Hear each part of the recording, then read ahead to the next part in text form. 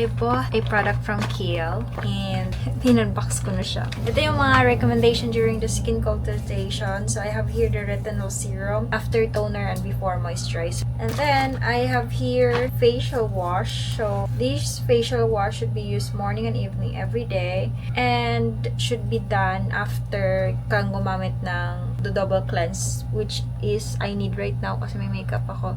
Kaso hindi ako nakakuha na makeup oil cleanser nila. So I should have to use another product instead. Then, I have their toners. Sindala toner. So, ang ganda nyo. Tingnan nyo guys, may something sa loob. Don't know if should be shake. They also provided me sunscreen. This is super lightweight and satin. I've tried this one already, pero, yeah, free sample muna tayo.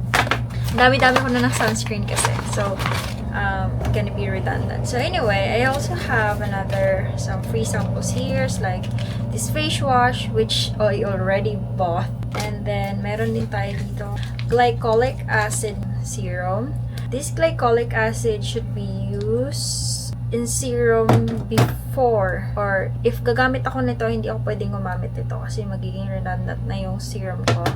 And I should use this one at least twice a week. And meron tayo ditong eye cream, travel size eye cream treatment. Although my eye is not that very concerning, pero yung T-zone ko, grabe yung oiliness and acne marks.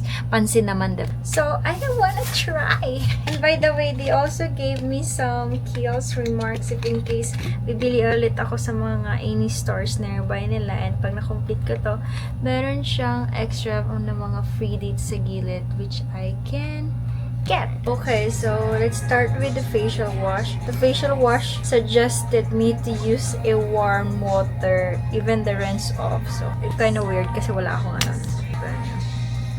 water daw sa kamay. So look at that. Ito yung marami akong acne here. Diba? Marami akong redness, oiliness. Next is, let's go for toner.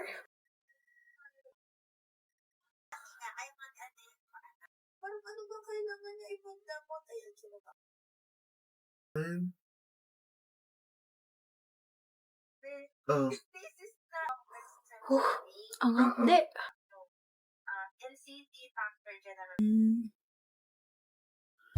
Ayan, this is after the serum.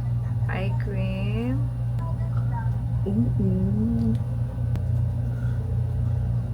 Kasi di mo lang i-chat na ano yun. Gulo.